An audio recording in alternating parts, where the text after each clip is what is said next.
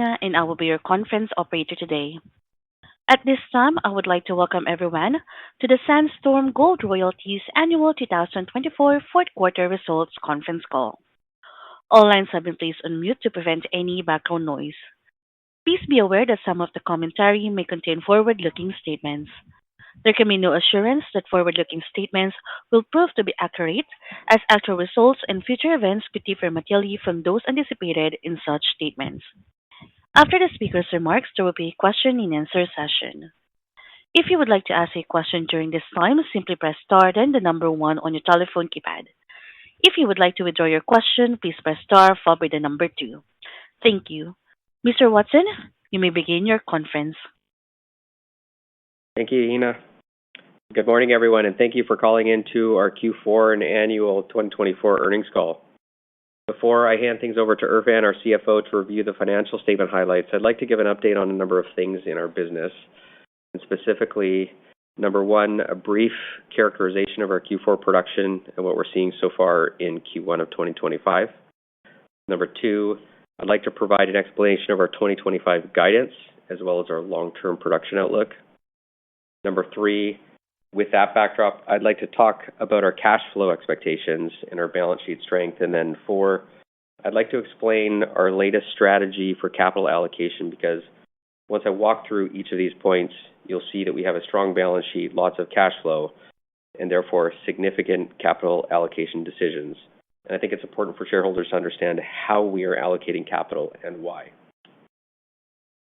So starting off with the brief characterization of our Q4 sales, we had strong revenue of $47 million US, strong operating cash flow of $36 million being driven by gold equivalent of production of 17,721 ounces, which is similar ounces to the past couple of quarters.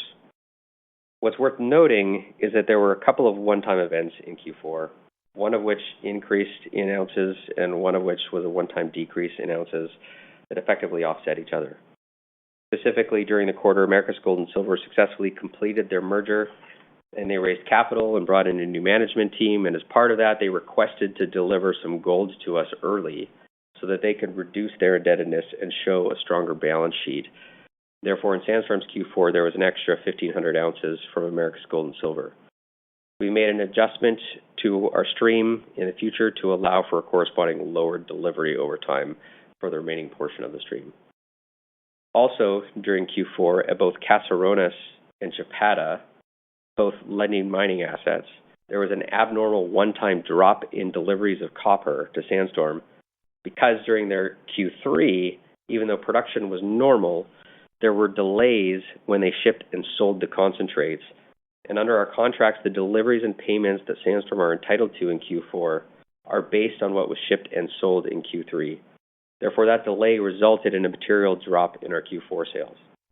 The good news is that the production of the underlying mines was normal through these periods. So for Lundin in Q4, they sold more concentrates than during a normal quarter, which means that Sandstorm will get catch-up deliveries in Q1.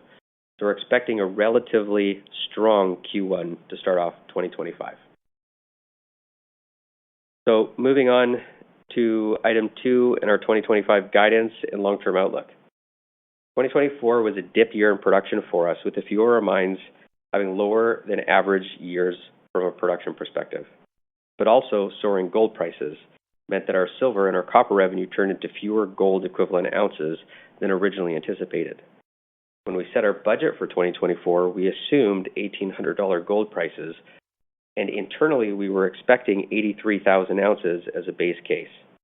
But with gold prices going up so much, our silver and copper revenue turned into fewer gold equivalent ounces than expected.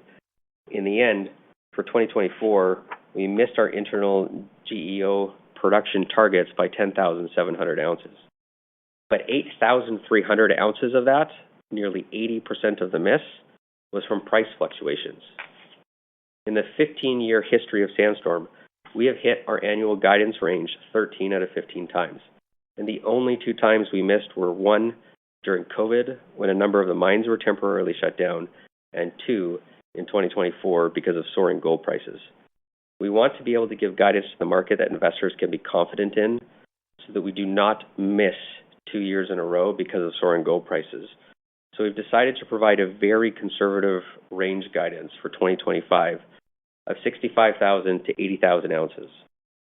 That might seem low to some people, but please know that part of this is us trying to ensure that we don't make the same mistake twice, back to back, as gold prices continue to go up, which would be absolutely amazing for our business and for our cash flow and for our balance sheet. And I want to make sure that our reputation as far as guidance is concerned stays strong, even if gold prices continue to go up, which I certainly hope they do. We definitely don't expect to have production close to 65,000 ounces for the year. However, if there are unexpected softness in deliveries for some of our assets, or if Bear Creek has trouble delivering their ounces, or if Greenstone has unexpected challenges ramping up, and then simultaneously gold prices go through the roof, you can paint a picture of a scenario where GEO production could look soft. I think it's also important to note that guiding this way is a double-edged sword, because there are scenarios where the mines do what we think they do, and gold prices soften a bit, and we could dramatically miss guidance to the upside. For example, we ran a scenario where the mines delivered according to their public guidance, and the silver prices stayed above $30 an ounce, and the copper prices stayed somewhere in the mid-fours. And we said, well, what if gold prices go down to $2,000 an ounce? And our model kicked out a number of 90,000 gold equivalent ounces for the year, way outside of our guidance range to the upside. All of this to say that I believe we are guiding conservatively, and either way, our cash flow will be strong, and there are scenarios for upside surprises. I'll talk more about this later, but one of the things that I love about now having a strong balance sheet is that if the market doesn't understand this dynamic and how strong we are, and our share price dips because of the conservative guidance, we are happy to step into the market in size now and buy back our shares and cancel them. It's days like today, for example, where if we weren't in blackout because of our earnings, that we would be in the market in size buying and canceling those shares. So tomorrow, when we come out of blackout, we will be stepping into the market to the maximum we are allowed and buying back shares from investors who don't get the big picture. And we will cancel those shares so that the remaining investors will own a higher percentage of our company, and therefore will get a higher percentage of our future growth. It's time to back up the truck on share buybacks, and that's what we're going to do. One of the reasons we're particularly happy to buy back shares and cancel them is because of our belief in our long-term guidance. Based on what we're hearing from our mining partners at the moment, it's our expectation that our production will increase to over 150,000 gold equivalent ounces per year over the next 5 years. Again, this is from a ramp-up at Greenstone, which is now in production, as well as a phased build approach to Ivanhoe's Platreef mine, which is now in construction. And Ivanhoe updated the market this morning on their progress at Platreef, and that's consistent with our guidance, as well as Barrick's Robertson mine, which just got its permits and is expected to be completed in 2027, as well as the Hod Maden mine, which, based on my most recent understanding, SSR will be giving updated development timelines and capital commitment decisions and guidance to the market within the next month. And our growth also now includes the development of the Deep Carbonates project at Guacamayo, which Dave is going to talk about in later detail on this call. Around the same time that Guacamayo is coming online should also be when Glencore's Mara mine will be coming towards completion, which I believe is our most valuable stream in our whole portfolio. And I'm told this morning, Gary Nagle, the CEO of Glencore, mentioned that they would be putting in the RIGI application in Argentina in the next 6 months. Shortly after that, Rio Tinto should be mining on the Entrée joint venture ground on Oyu Tolgoi in Mongolia, which is one of the world's most significant copper mines, and will be a significant stream for us for many years to come. Based on all of this, you can see how, yes, we have strong cash flow now, we have a strong balance sheet finally, but the future is in construction, and it's going to be incredible. You can see on this updated production forecast chart where we now color code the production that we expect from our different growth assets. You can see that these assets come online, and as they come online, our production will double and stay high for a long period of time. 2025, there will be continuous key catalysts as each of these big projects keep getting pushed forward, so this is an exciting year for us. When you look at what that production profile can generate in terms of annual cash flows, we have this updated slide to show that our portfolio can now generate after-tax cash flows of around $150 million per year based on $2,600 gold. And by the way, gold prices are much higher than that now, and we're just trying to be conservative with our figures. But that cash flow ramps up so that by 2030, it should be closer to $260 million US per year. And again, that's at $2,600 gold, $30 silver, $4 copper. At today's spot prices, the cash flow would be closer to $300 million US per year. So you can see, based on that, we're so confident in our balance sheet right now. A couple of years ago, at the peak of our debt, we owed $640 million. We now only owe $340 million, and we expect that number to go below $300 million sometime between the end of Q2 and Q3 of this year, and to continue dropping rapidly. One of the things that will help accomplish this is that for our Vatukoula stream, which has been a non-performing stream for some time, and for which we have not been recognizing revenue, we have come to an agreement for a buyout option of $14 million, which, in order to be used, has to be exercised shortly. The stream has not been paying us for an extended period, but with the incremental $14 million, we would then have all of our capital back plus a profit on this deal. So not a bad situation for us, and we'll use those proceeds to repay debt. Once our debt is below $300 million, that is the point where we are extremely comfortable and happy to stay at indefinitely if necessary, if our shares continue to trade at a material discount to their fundamental value. Although $300 million is not particularly a magic number, it feels magic for us because not only does it mean that our debt is below 2 times today's EBITDA and approximately 1 times our forward-looking EBITDA for 2030, it's also the number that makes our debt less than our investments in other mining companies' debt and equity. We have over $300 million worth of investments in other companies' debt and equity, which is actually yielding us a higher return than our debt is costing us.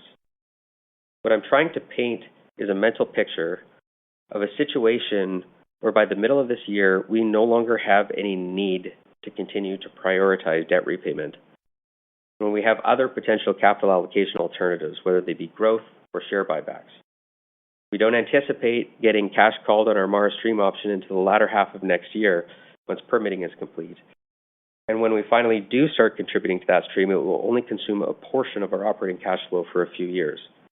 What this means is that we are now finally in a position with a strong balance sheet and lots of cash flow where we can start increasing the priority of our share buybacks, which leads me to this next slide. In this new slide, we're trying to show that of the big 6 streaming royalty companies, we are the ones that have been returning the most capital to shareholders over the last 9 to 12 months on a relative basis. Over the last 9 months, for every gold equivalent ounce that we have received and sold, we have returned $540 US to shareholders through either dividends or share buybacks. This is more than any of our peers. Why I bring this up is that because we believe our balance sheet is now so strong and our shares are still undervalued that we plan on increasing this even further in the months to come, and we'll be ramping up our share buybacks. We believe in the long-term strength and growth profile of our company, and we're looking forward to that future. We're trying to shrink our share float and cancel our shares so when we get to that future, we will have way more cash flow and fewer shares outstanding. As a significant shareholder of Sandstorm myself, I believe this will be the most profitable path for us all. And with that, I'll hand it over to Irfan to talk about the specific financial results. Thanks, Nolan. Good morning, everyone, and thank you for joining us today. Our 2024 results delivered total revenue of approximately $176 million, despite a drop in attributable gold equivalent ounces sold from 97,000 ounces in 2023 to approximately 73,000 ounces in 2024. While the majority of the operations of portfolio met our budgeted forecast, as Nolan mentioned, the outperformance of gold relative to other metals impacted the company's gold equivalent production. That is, other commodities like copper, silver, and iron ore translate into less gold ounces when the gold price is comparatively higher. And as Nolan mentioned, at year-end, an increase of 30% in the average realized gold price compared to our 2024 budgeted result impacted the difference of over 8,000 fewer gold equivalent ounces than we had anticipated. However, a higher gold price environment is welcome and continues to drive healthy operating margins and strong cash flows for the company. Cash costs in 2024 were $275 per attributable ounce, resulting in cash operating margins of approximately $2,100 per ounce. And when excluding changes in non-cash working capital, these record margins led to strong cash flows from operating activities of $139 million. While not a record in terms of cash flows, they were certainly robust and allowed us to make good progress on debt repayment, decreasing the balance in our credit facility by $80 million, as well as returning over $28 million to shareholders in the form of dividends and share buybacks, as Nolan discussed. In the fourth quarter, Sandstorm renewed its revolving credit facility for another 4-year term with reduced interest rates above SOFR. The combination of debt repayment and lower interest rates throughout 2024 reduced the company's finance expense by $4.5 million. Net income for 2024 was $15.5 million, down from $42.7 million in 2023. The decrease in net income was largely driven by valuation adjustments in the company's investment portfolio, as well as a one-time contractual payment received in 2023 related to the company's Mount Hamilton royalty. Sandstorm's tax expense in 2023 was lower due to previously unrecognized tax attributes. Turning to the next slide, this is a detailed asset breakdown of attributable gold equivalent production in 2024. First gold deliveries from the Greenstone mine were certainly a highlight this past year. Greenstone represents the first material development asset from the investments we made in 2022 to commence production, and marks the beginning of the new growth chapter that Nolan highlighted. By the end of the year, Sandstorm received and sold approximately 2,000 gold ounces from Greenstone. Equinox is continuing to ramp up operations in the mine, and we look forward to an increase in attributable production throughout 2025. With Greenstone at full design capacity, we expect gold deliveries to be approximately 8,000 to 10,000 ounces per year attributable to Sandstorm. As one of Canada's largest open-pit gold mines with an initial 15-year mine life, Greenstone is a welcome addition to our producing mine portfolio and will play an important part as we aim to double our production profile over the next several years.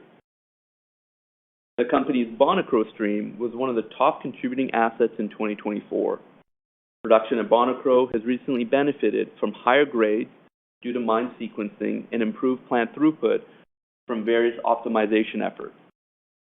In the third quarter of 2024, Allied Gold announced the closing of a Canadian $53 million third-party financing package for advancement initiatives at its Côte d'Ivoire complex, including the Bonikro mine.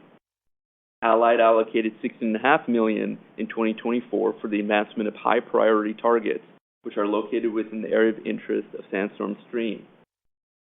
In conjunction with the third-party financing, Sandstorm amended its gold stream in the Bonikro mine to include minimum annual deliveries, which are between 4,000 and 6,000 ounces in 2025 and 2026.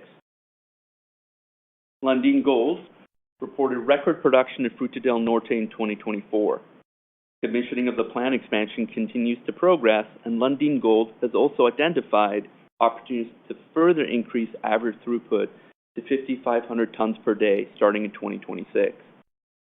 In December, Lundin Gold announced that it had surpassed 56,000 meters of drilling in 2024, the largest ever exploration drilling program conducted on the land package, at an estimated cost of $44 million when combined with its regional drill program. Drilling has been focused on further delineating the recently discovered Bonza Sur deposit at Fruta del Norte. Lundin plans to complete an additional 65,000 meters of drilling in 2025 and release an initial mineral resource and PEA on the Bonza Sur deposit this year. At the Antamina mine, the approval of the modified EIA has extended operations through to 2036. As a result of the updated mine plan and re-estimation of future closure costs, an adjustment to the asset retirement obligation of the mine was recognized in 2024, impacting royalty revenues in the fourth quarter.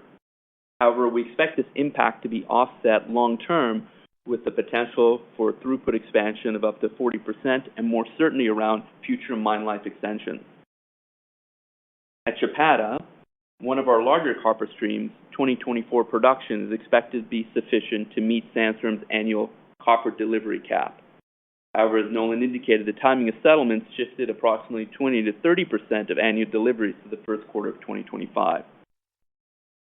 Lundin Mining continues to implement several optimization initiatives and reported a 46% decrease in mining costs compared to 2022 following various optimization efforts.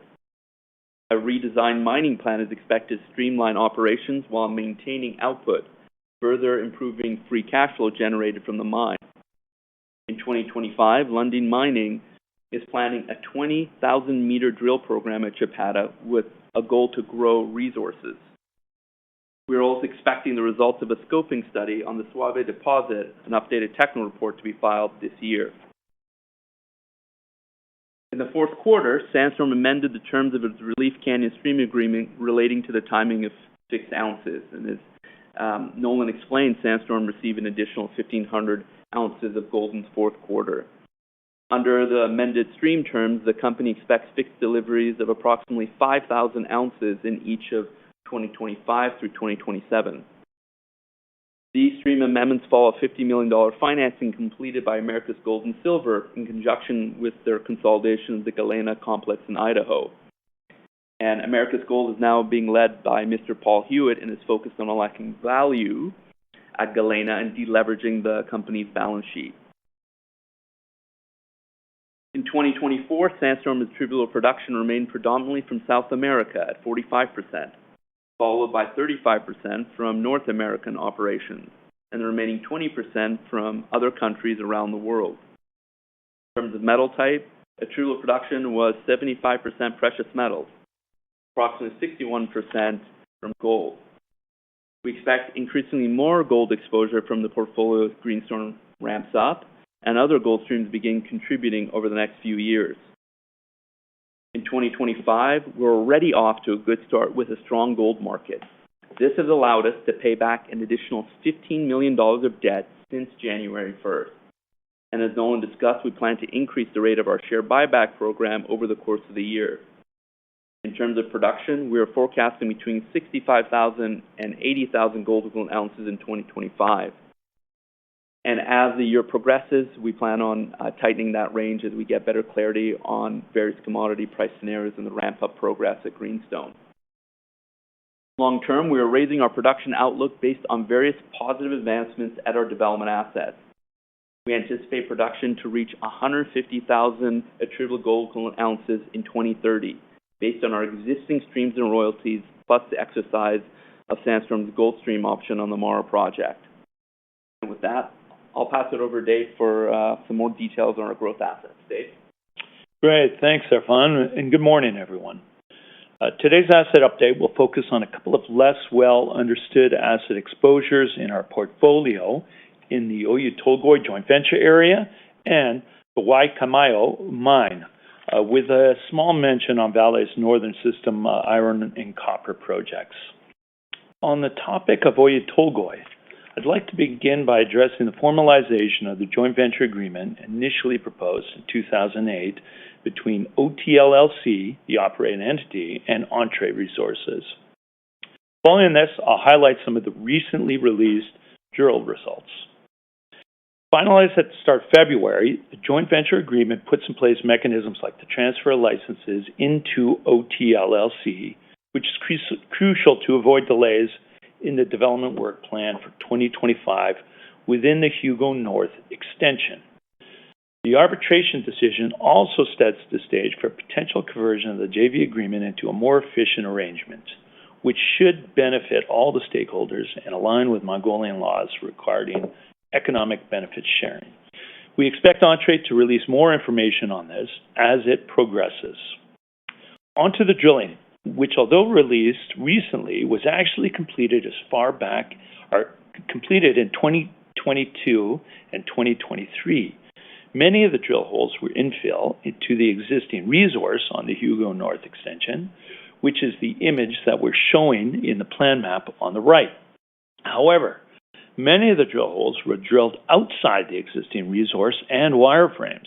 It's a little hard to see on the slide, but there are intercepts of 400 meters of 1.41% copper equivalent, 448 meters of 1.62 copper equivalent, 613 meters of 0.77% copper equivalent, 638 meters of 1.05% copper equivalent, 398 meters of 2.07% copper equivalent, and 175 meters of 1.73% copper equivalent.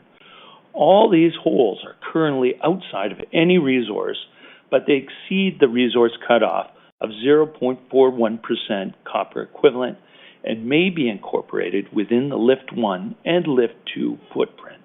There are still results pending from 8 more holes from the 2023 program.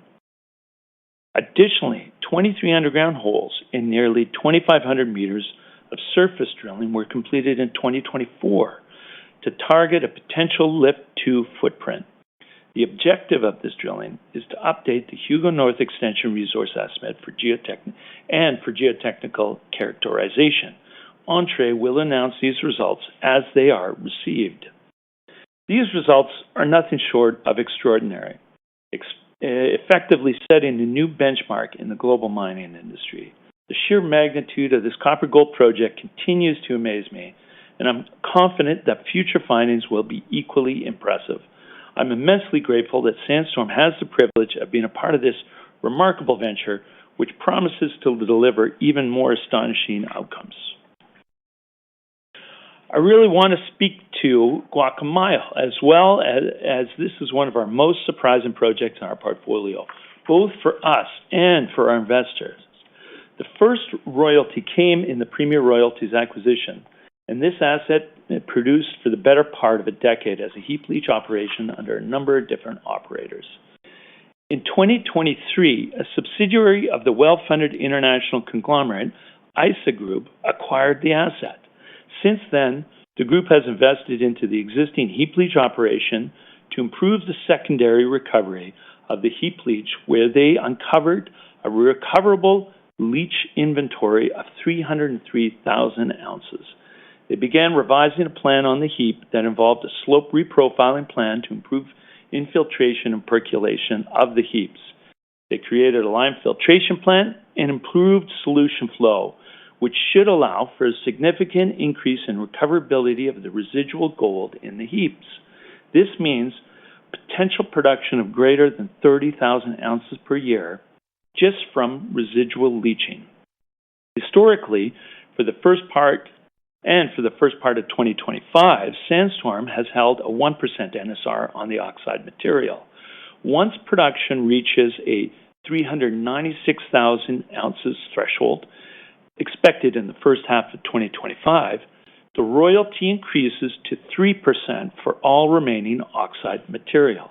However, this is just the beginning of the upside for Sandstorm, as the long-awaited sulfide portion of the Deep Carbonates project is now in motion. The ISA Group has submitted a $1 billion investment plan to Argentina's incentive regime for major investments, or RIGI, as Nolan mentioned before, making it the first mining project to do so and the first project in San Juan. Feasibility studies are scheduled for completion this year, which will pave the way for the development of a new underground mine, along with a milling system and a flotation plant. The proposed processing capacity of these facilities is estimated to be between 3,500 and 4,000 tons per day. The Deep Carbonates project aims to produce 120,000 ounces of gold annually for at least 17 years, with an investment of $485 million. There's also a $52 million exploration program expected to start this year, which will look for potential porphyry mineralization in addition to expanding the sulfide zones of the current epithermal deposit. For Sandstorm, a $30 million bullet payment must be made to us upon declaration of commercial production, which we are now estimating in either 2029 or 2030. In addition, there is a 2.5% NSR on the Deep Carbonates project, which means we could receive up to 3,000 ounces per year in addition to that one-time payment. In 2022, under previous ownership, Guacamayo was slated for closure. but in the hands of this ambitious, well-capitalized group, and with the involvement of the RIGI program, the best may be ahead for Guacamayo. Finally, it's worth a quick mention of Vale's recent announcement of their almost $12.5 billion U.S. investment into the Carajás region over the next 5 years. This investment is expected to increase their annual iron ore production from the region to 200 million tons per year. The copper production is projected to increase by 32% within the region. Our royalty will benefit from both of these increases. As more information comes out, we'll update our forecasts. And with that, I'll hand it over to Ina, the operator for the Q&A session. Please feel free to ask questions about any of our royalties and streams. Thank you. Thank you. Ladies and gentlemen, we will now begin the question and answer session. Should you have a question, please press star followed by the 1 on your telephone keypad. You will hear a prompt that your hand has been raised, and should you wish to cancel your request, please press star followed by the 2. If you are using a speakerphone, please lift the handset before pressing any keys. One moment please for your first question.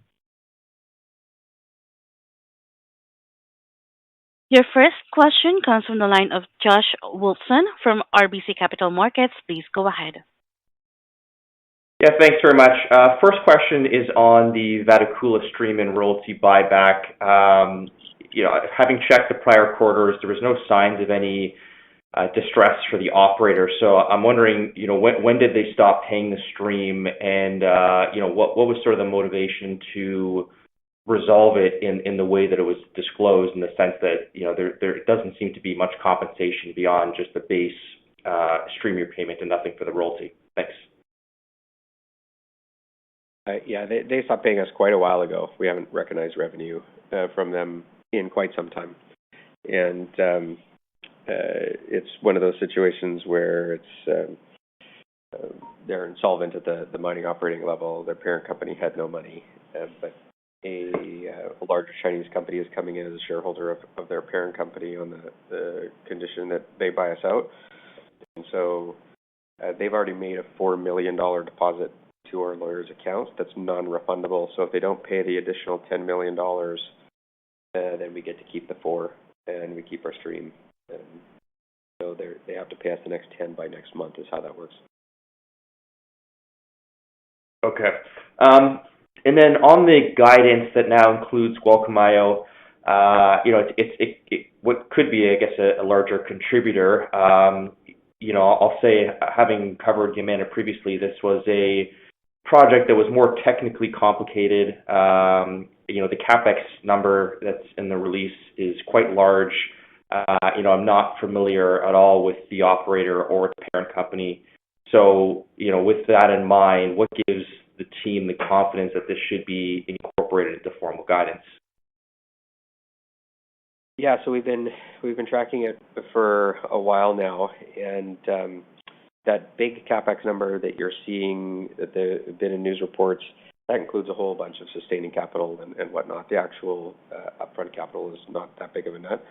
The entity that has bought it, I'm not particularly familiar with them, but they are a multi-billion-dollar Argentinian company, and so very, very well capitalized. Okay. And then, back to the first part, in terms of streams that might be, more at risk of renegotiation, is there anything, in the portfolio that we should be, more aware of, where that risk could materialize at some point? Or maybe where there's an opportunity at higher gold prices today that things could get renegotiated? I would say the only 2 things in our portfolio for a while that I would call our problem children have been Americas Gold and Silver and Bear Creek. And Americas Gold and Silver got solved last quarter with all of that new management team coming in, new cash coming in. I think their market cap's up to $500 million now, so that problem children has gone away, and the only one that remains is Bear Creek, and there's very few ounces in our guidance related to them. And I think one of the benefits is if they do go into some sort of needed process to sell their assets, they owe us $45 million in loans and other things. And we have security of their assets. So I think if there's a positive, one of our only remaining material problem child has the potential to become a material positive for us in terms of monetizing what we're owed. Got it. Great. Thank you. Thank you. Once again, should you have a question, please press star followed by the one on your telephone keypad. Your next question comes from the line of Derek Ma. Please go ahead. Thank you. When Sandstorm hits that $300 million debt threshold, to be clear, what are the priorities? Is it share buyback, debt reduction, and then acquisition growth, or how is Sandstorm thinking about that? Share buybacks, then share buybacks, then share buybacks. Once our share price is closer to NAV, we'll then, keep paying down our debt. I really do like getting debt really low, but share buybacks is the number one priority, and then debt reduction. We'll keep looking for deals, but the deals have to come with a higher rate of return than debt reduction, and that's a really hard threshold at the moment. Okay. And maybe what type of deal opportunities would entice Sandstorm then, and what kind of ticket sizes should we be thinking about? Yeah, we're not looking at anything seriously right now. I mean, the only things that we're looking at are things that are, $1 million here, $1 million there, where we're tying down what we think will be a really big opportunity in the future, where we're getting right of first refusal to be the stream provider 5 years from now, 7 years from now. We're not looking at allocating material capital in 2025. I think towards the end of this year, if we bought back a ton of shares and our share price is much higher, and then our debt is, into the $200 million, will we start looking for acquisitions that would be more near-term cash flow, and we would pay over time as they build the mine? Yeah, we'll start looking then, but we're not looking now. Okay, makes sense. And then in terms of Mara, if that's put forth into the riggy in the next 6 months by Glencore, what does that mean in terms of the option window for Sandstorm, and when might Sandstorm be on the hook for deposits? Yeah, so our option is indefinite until they make the board-approved decision and start building the mine, and that's what triggers our option. Once that is triggered, we will absolutely and, of course, say yes. And the way our deal is structured with Glencore is slightly different than the original deal we structured with Yamana. When Glencore came in as the operator, we renegotiated the mechanisms of when we pay. So now the way it works is when we elect yes, we do not have to write a $225 million check up front. We pay slowly over time with them as they build the mine. So if it's a 2.5-year, 3-year construction, we'd pay about $75 million a year per year over that 3 years, and which is substantially less than what our cash flow will be. So at all points in time, we will be cash flow positive. We'll just have to divert a portion of our cash flow to this when that happens. So this could start in deposits could be in 2027 potentially. Yeah. Okay. Thank you. Thank you. And your next question comes from the line of Brian MacArthur from Raymond James. Please go ahead. Good morning. My question relates to the sort of the 2027 guidance. And again, I take your comments about GEOs changing with prices, which, as you know, has always been a challenge here. But the other category starts to drop off pretty substantially in 27, 28. What's actually going on there? I'm trying to determine, because I would think, Vale's up at that time, so some of the others is going up. What's actually dropping off in 27, 28 that causes that reset?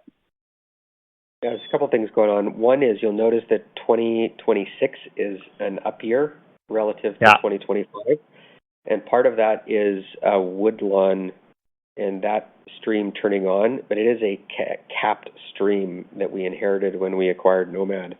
And so we basically get a bunch of payments really fast at $30 million, and then the stream drops off. So that's why you see a drop down in 2027 as the Woodlawn starts in 2026 and then goes away by the end of 2027. And then there's a little bit of tailing off of our Cerro Moro stream. Perfect. Thanks very much. That's very helpful. And just Woodlawn, it's a multi-commodity thing again, right? So there's a fair bit of price movement in there as well, right? Yeah. Okay. Thank you very much.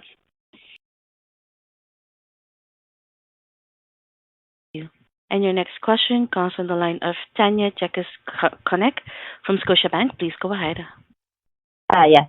Good morning, everyone. Thank you for taking my questions. Some have been answered by my colleagues' questions, and I guess, I'm intrigued about your 2025 guidance again, and I know, Nolan, you mentioned you don't see yourself down at that 65,000 GEOs.